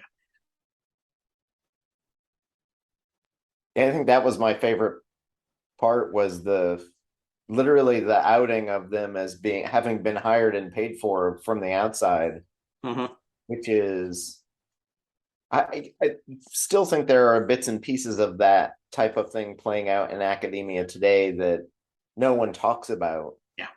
But usually the academy is hiring and supporting itself for its own thoughts and ends, which may be in some part why it leans as kind of more liberal as it does, because the economic pressure pushing it that way. But here are these capitalists saying, we're going to actively support moving it in the other direction. And implanting, I hopefully no Republicans are watching this and thinking, hey, this is how we take over. That's how we do it. Yeah. Although to some extent, the anti-science and kind of anti-education movement is taking hold in some sense. And I have seen, and it's been slowly building up over time, but I've been getting ads, and I don't know why they're targeting me with this stuff, that I've been getting ads for online colleges that are broadly, they look like they're teaching the humanities. And that doesn't look like there is a particular political stripe to what they're doing. But once you start to dig into what they're teaching, the sources that they're teaching and how they're teaching an incredibly right-wing, I want to say one of them's maybe Hillsdale College, one of them. Again, everybody shakes their head like, yeah, get those ads too. Yeah. But it's become more and more apparent in the last 6 months that this particular outfit that was doing this very quietly over the last 2 years is becoming bigger and louder, and part of what is a movement towards let's have a more right-wing educational system. And they're not doing it, I can look at somebody like Sayers, who says in the 60s and 70s, we need to go back to the old education and teach rhetoric. We need to teach the humanities so people can become better critical thinkers. Right. And there is a discussion and a debate, and that stuff still happens. And some of what she says got picked up by Catholic educators, and there are a lot of homeschoolers who still read her essay and actively practice, like, we're going to go back and teach the way they did in the 1700s and earlier, the late Renaissance, that model, and let's do that and do it as a homeschool thing. But then when you're done, where do you send your kids to college? There's a couple places in Florida, maybe, or Bob, somebody, my wife the other day was talking about Bob Jones, and I'm like, well, Bob Jones's religion doesn't kind of map onto some of that. The religious part, or the fact that it's a religious school, does. It's not culturally, it doesn't map. You can send them to University of Austin. New university just launched with Niall Ferguson, the historian, on the board, and also Lex Friedman. Apparently, they gave him They gave him a board seat. And it is right now, I think it is positioning itself as anti-woke. But I think that I listened to a podcast that Friedman did with Ferguson, where they talked partially about that and partially about all of Niall Ferguson's bullshit history theories, and I think it sort of indicated what was going on behind the scenes. You know, that anti-wokeism is just the wedge issue. So yeah. Well, some of it too, and I hear anecdotal stories of academics in Florida who are actively looking to leave the state because they're worried about the political climate in which they're teaching. And it's not even just the political climate of what they can teach and how they can teach it, but it's the political climate they hold themselves and their families in as things erode around them. So things like, you know, healthcare and healthcare choices, which are heavily splintering off and it's accelerated in the last 6 months. Yeah. You know, so if you don't have a well-educated group of people to help make critical thinkers, what happens to your society as a result? Right. Or are you going to a place like a Hillsdale that's going to just inculcate you into a political philosophy that is not critical at all? Mm-hmm. Which is the odd part. It's you know, you can become enmeshed into this philosophy around you that you just follow blindly. But the whole point of a lot of that Renaissance was hey, let's compare these two things and figure out which one is actively better and then move in that direction, rather than let's be uncritical of any of this, which seems to be the kind of mode of the day for some of these philosophies. Yeah, it's, you know, and it's kind of weird because you know, I'm at a small state university in a larger state system with 7 universities and 31 community colleges, and we are, you know, we're in a lot of trouble financially because, you know, the 4-year residential thing seems to be, you know, the number. I mean, it seems like it seems almost like it was an artifact of the baby boom, right? And the you know, kind of begun with the GI Bill, but then sort of continued into the, you know, into the baby boom years and this massive, you know, kind of demographic bubble, and then you know, and now maybe kind of reaching the end of its rope. But the thing about these places is, I think they're leaning into the community building elements of being somewhere else, you know, a 4-year residential experience where you've got, you know, an ideology that you are promoting, you know, and a community of people who share this ideology that you're promoting could be, you know, could work in those instances for those, you know, to indoctrinate those students. You know, you take them away from the rest of the world and you give them this experience. Go ahead, Tim. Just for my benefit, I suppose, outside of being a non tax avoiding tea terrorist out of it, people here. I went to university for free, but we never had a GI Bill equivalent. But by the time my daughter went, it was part pay. By the time my son went, which was only 3 years later, it was full pay.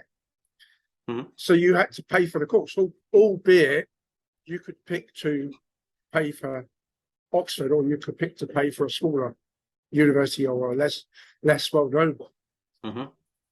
And you would get you could get in most instances you could get the same subject, but you wouldn't necessarily get the same kudos to go with the first honours or 2-2 or whatever it happened to be. Mhm. Ultimately, partly because when I went to do my course, there were 4 or 5 universities. We had 92 at the time, and we had another 100 or so polytechnics. There was one polytechnic and 4 universities that would do the course that I wanted. One was Strathclyde University in Scotland. One was South Bank Polytechnic, now the University of South Bank, which was literally 40 minutes from home. And then there was Bath, which is where I went, and somewhere else, I forget where the other one was. And Liverpool. So I went to Liverpool and I went to Bath for interview and check them out as much. And 2 things happened. Liverpool is like Oxford and Cambridge, it's scattered through the town. Okay. Bath was all campus.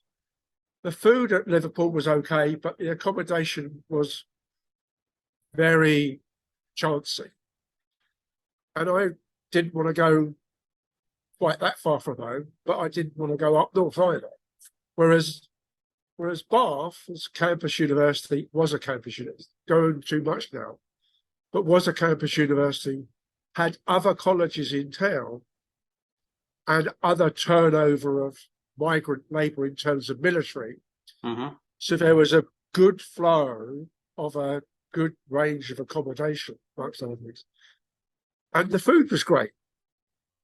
Plus, one of the senior people that worked where I'd worked before had created the course on how he wanted the old company to work.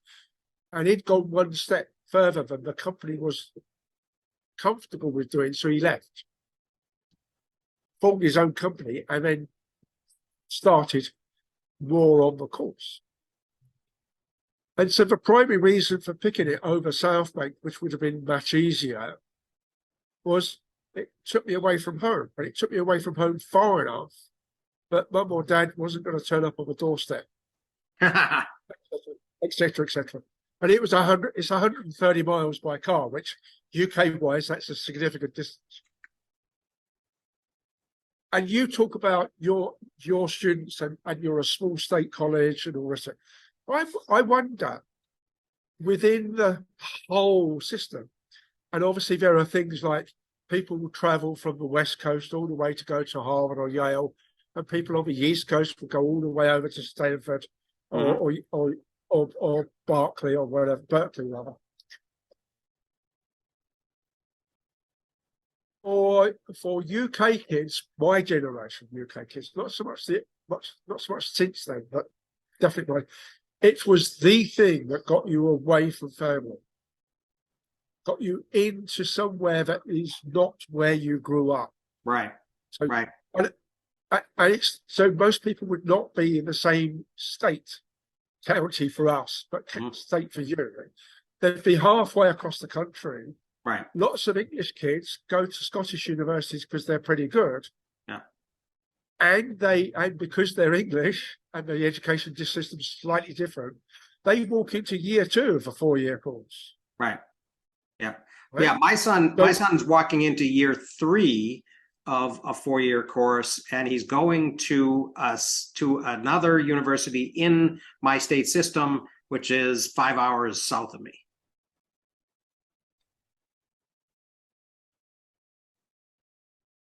You're muted now, Tim. Sorry, travel distances aside, yeah. Oh. I mean,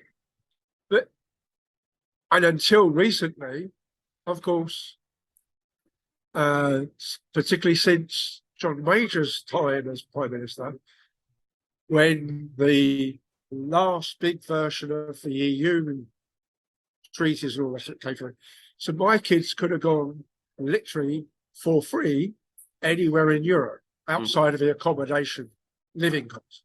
Yeah. Now, the actual academic actual cost would have been free. And outside of Brexit, you still can in Germany. You can turn up in Germany and say, teach me, and they have to, because it's free. Mhm. You have to suffer, but in most likelihood the lesson is going to be in German, but depending on the lesson or the course. But so I wondered what portion of students you think, US wise, go out of state, because you know, all of the Americans I've ever met are all those with passport, because I've never been west. I've only gone north, south, east so far. Mhm. And there's always this joke is that there's it's the first level of intelligence test to allow you out, to say you can fill the passport for me. So Mhm. what sort of ballpark number? You're talking about 50% of the students are out of town, sort of out of state, or is Um, it 5%? So it's really small. I think it's probably more like 30% now. It was probably higher before, but it's probably shrinking. I would say 30 to 50%. I think it varies. I think it varies tremendously between first generation college students and second, third, etc. My older daughters went to College of the Atlantic in Maine, the oldest, and then my the younger one went to Duquesne in Pittsburgh, Pennsylvania. At the time that the oldest one, Lucy, made the choice of College of the Atlantic, we were living in New Hampshire. So it was still out of state, but it wasn't that far away.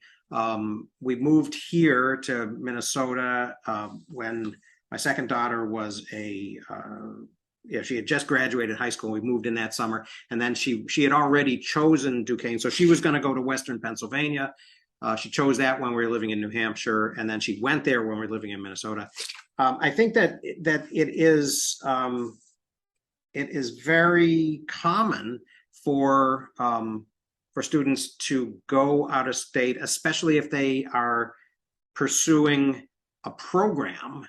If they have a particular program of study, and they may go to the place where they can best do that.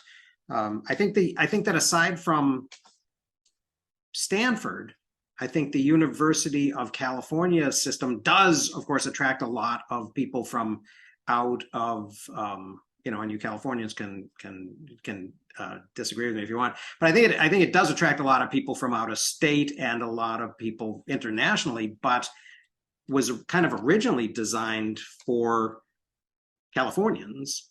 And the tuition used to be basically free and used to kind of reflect that, and so or at least that was the case. My dad's retired now, but when he was teaching at UC Davis, it was there were some Asian kids, but it was mostly Californians. Yeah, it's shifted in the last probably 2 decades Yeah. a little more heavily. We do have a lot more international students coming because we're on the Pacific Rim is part of it.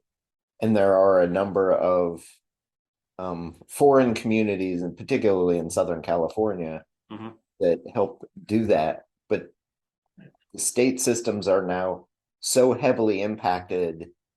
Even if you're in state and you have incredible grades, it's like winning the lottery to get into even UCLA or UC Berkeley now. Yeah. It's just insane. Yeah. And they're doing it on a system too that when you apply to the UCs, you rank your preference of which ones you'd like to go. They take that into account as well. So it's not you hear stories about, these stellar kids who get into Harvard, Yale, Princeton, and all of the Ivy Leagues, and then they have to decide. And every year you'll see that story. In a few months, you'd look out for who are the two kids who got into all of them. Yeah. And then they'll say, hey, I chose one. But the story you won't see that you probably should see is the really crazy one is the kid who gets into all the UCs. but it will never happen because the ranking system prevents you from ever possibly getting acceptances from all of them, Mm, even if you applied to them. mhm. But I think it would be harder, even if they allowed it, it would be harder right now to be accepted by all of the UCs than it would be to get into all of the Ivies. All the Ivies, yeah, yeah. I think that, yeah. So I guess, Tim, that's the other element of it, right? There are the 24 or so universities that are considered Ivy League, right? And then there's another system, right? Then there are then there's a system that kind of grew out of the land grant college and university system of the Lincoln the 1862 land grant, the Morrill Act, and those generally became what we call R1 research, one institutions, right? And so they, like that. I went to one at in Massachusetts as an undergrad. I went to the University of Massachusetts, which at the time I didn't kind of appreciate because my family was sort of trying to channel me towards an Ivy League or towards a actually my father really wanted me to go to a small liberal arts college, and I decided not to do that. But yeah, I think there are I think now it's all changing. The one thing that I had heard about California, Chris, that I don't know if it ever really kind of materialized or if things just kind of spiraled out of control before it could happen, was that people were starting to go, to do their first 2 years in the Cal State system, in the community colleges, and then, kind of transferring for the last 2 years to a UC. Did that ever kind of manage to happen, or did it just get I think it actually pushed through this week, in fact, or it's almost on the precipice of doing it, that they're creating an equivalent system so that if you do your first 2 years somewhere and have a minimum level of kind of grades, you're automatically accepted into the UC system. That's kind of cool. That'd be great. I haven't read any of the articles, but I've seen a few headlines this week that system is actually right about to go through, if it hasn't already. But actually, they've had these partnerships between community colleges and UCs for a very long time. I'm not sure what's new about it, and that was a nice deal. I don't know the numbers of the actual success. There's been something of a way of trying to standardize curriculum between community colleges and CSU. I was at a CSU here in Southern California, that's been very difficult to standardize the curriculum between the two. Yeah, we've had we've had nightmares with transfer curriculum agreements and in our system. Yeah. It's a mile and a half away, but Pasadena Community College is right next to me. And they are probably one of the best community colleges in the country. But one of their big selling points is their transfer rates into the UCs are incredibly high. Mm-hmm. And it's in part too because they have those agreements and have set up a curriculum to kind of create that pipeline. Mm-hmm. But I think part of the reason why they're doing a lot of that is to decrease the load on the UC system and the Cal State systems that are so heavily impacted. They just, there's not enough space for all the kids who want to go. Yeah. Even in state, much less the out of state ones. Right. So they're trying to kind of spread that load out. Yeah. Yeah, my dad taught at he was never a tenured track professor at UC Davis. He got his PhD there, and then they kind of kept him on as a lecturer. And he was one of the people who actually went to Sacramento and got the lecturers 3-year contracts instead of just being entirely year-to-year contingent. But then he taught there. So as a result of that, he taught kind of the literature survey courses that, which is what he really liked to do, and what the tenure track and tenured faculty didn't really want to do. So that was ideal for him. But then he also taught at Yuma College, which was the county community college, which was right around the corner from where they lived, and he loved that.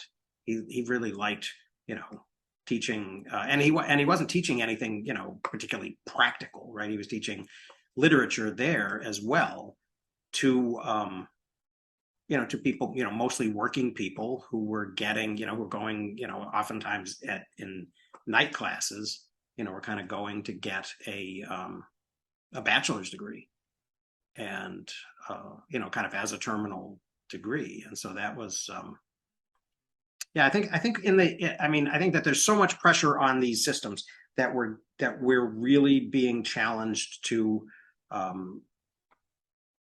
kind of rethink and consider why we're doing this, and why students are doing it. And the answer, initially, I think people thought the answer was just to lean into vocational, right? Oh, these are the jobs that you're going to get, with these, coming through these programs.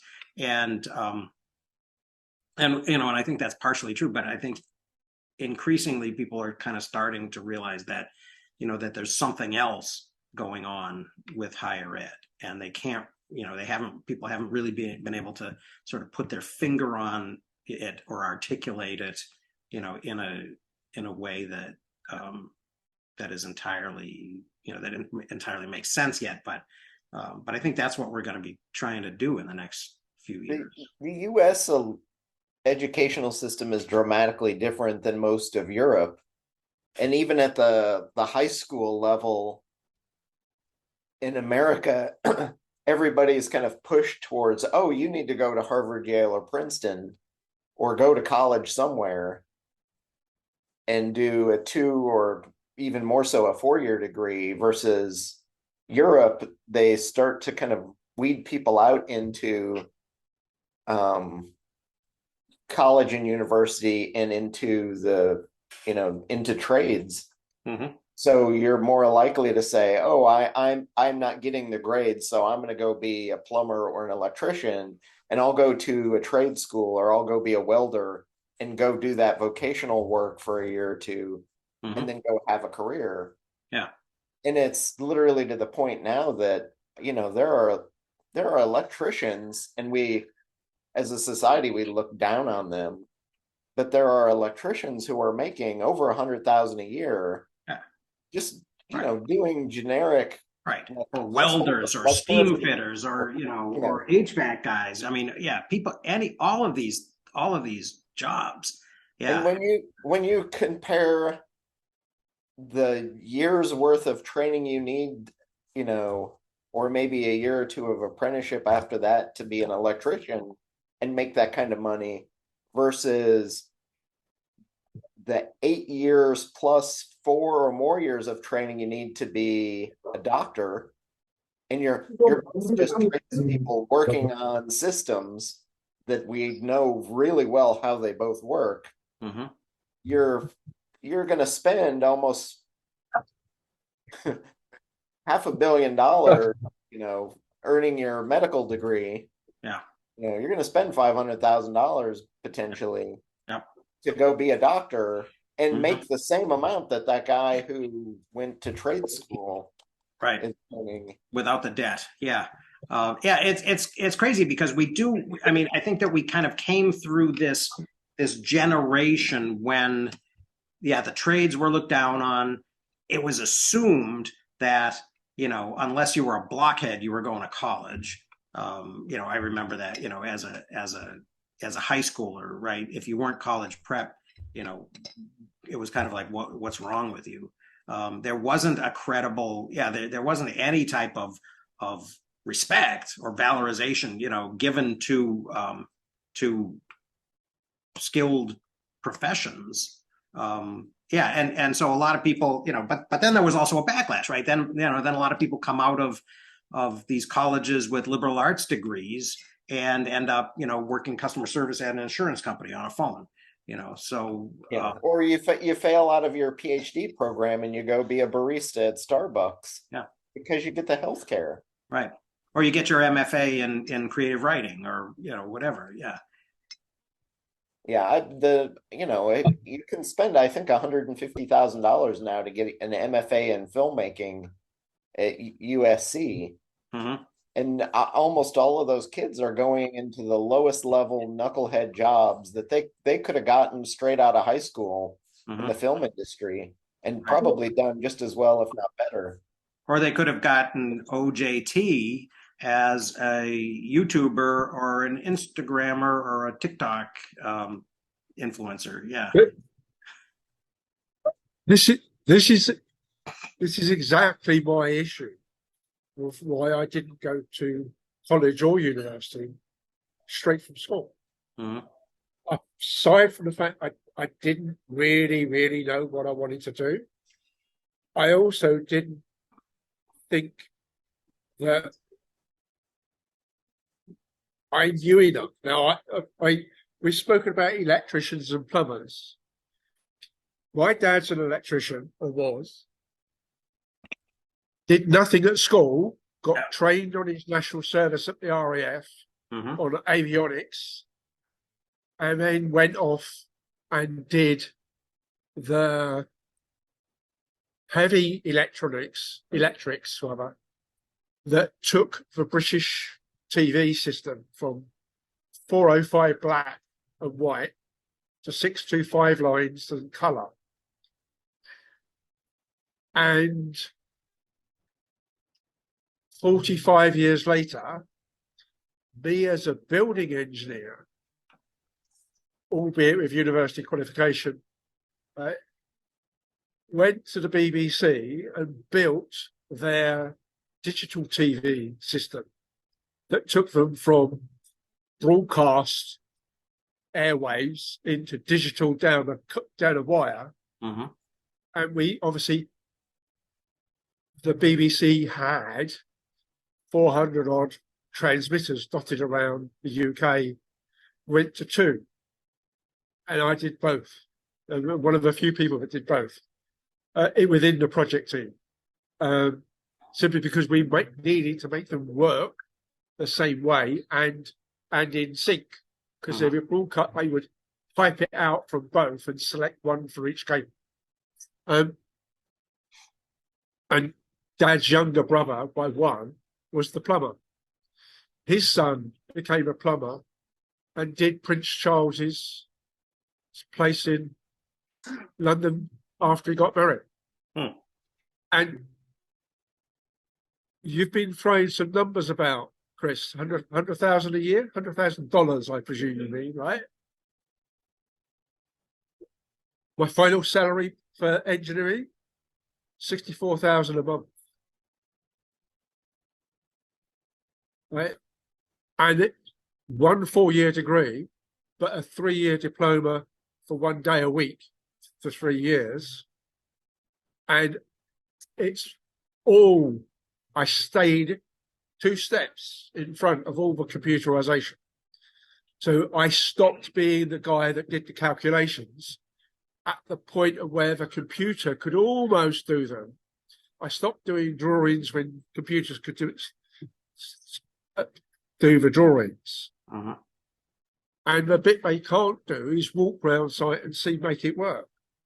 So it's all down to doing the final commission.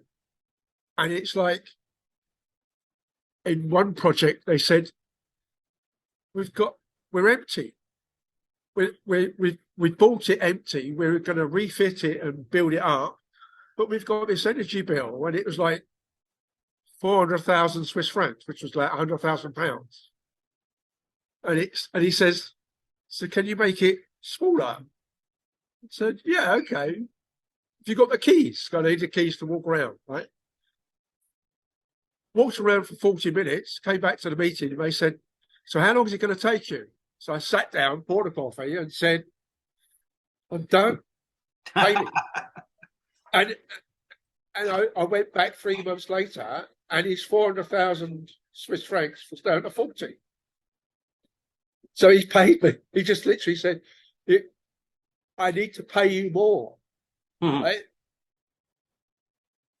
And it's like, here, first year of operation for place here, they said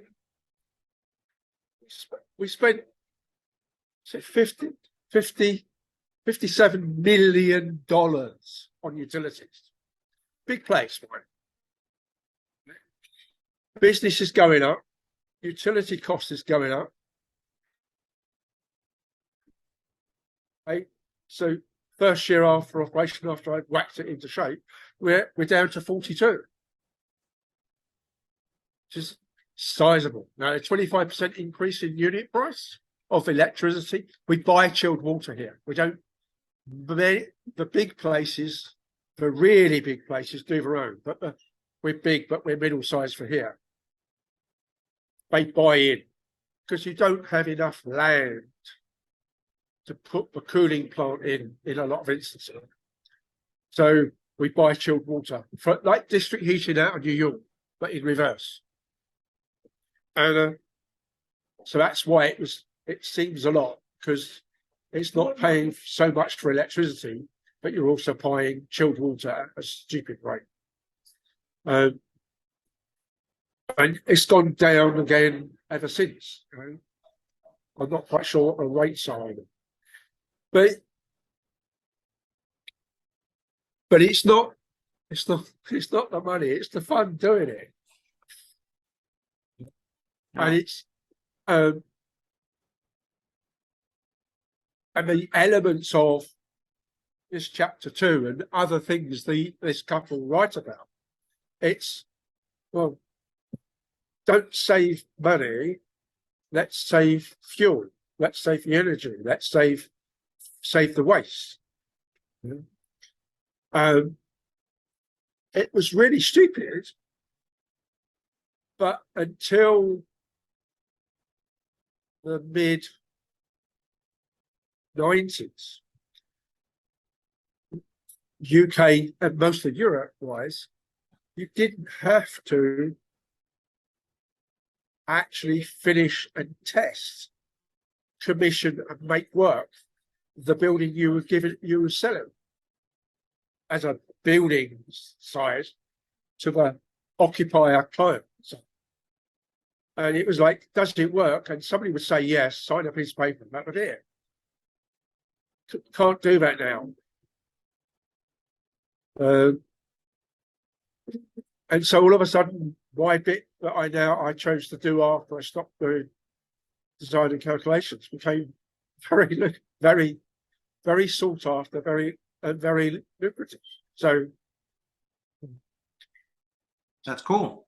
but you need the complex building because it can't look simple, right?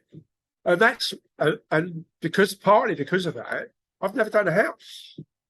Yet all of the engineering education, all of the architecture engineering education starts off with house scale problems and solutions.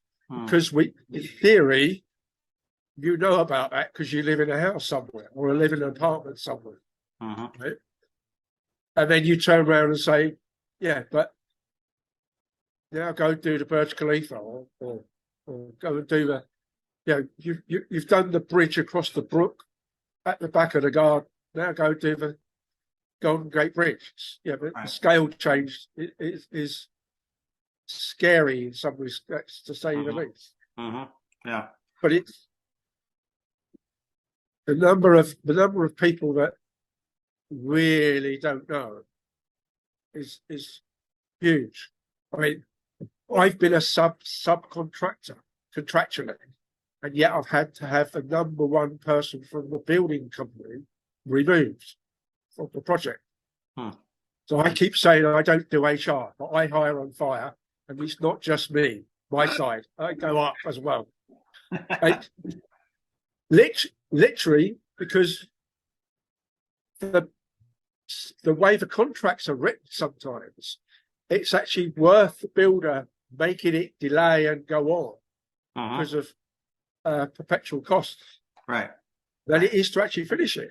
And it's like, do you want to finish this? I mean, one instance was a shopping centre. We got asked to go and help after they'd missed their second Christmas. Wow. on a shopping centre. And the whole of the professional team has a single voice. So there's a lot of willing and dealing within that single voice between the designers, the architects, the builders, the installers, and all the rest of it. We're saying, and at this rate, we're going to mix this next Christmas. Wow. And it's like, so the client, the owner, the operator, eventually going, what the heck, guys? We asked you to price for a, 3-story shopping centre, blah, blah, blah, whatever it was. And you told us, and now you're now 2 Christmases later saying you're going to miss the third one. We got to go, Tim. Yeah. Yeah. So my suggestion is next week we do, and I put it in the chat and nobody objected. So I'm going to assume that is acclamation. So it'll be 11, the Confederate monuments, 12, the Southern strategy, and 14, the white backlash. And then I think 13, the protest kind of fits in with probably the other things. So that'll be the plan for next week. Okay. Sounds good. Yeah. All right. Cool. Well, thank you. It was good talking. See you next Ciao, week. ciao. Everybody. Take care.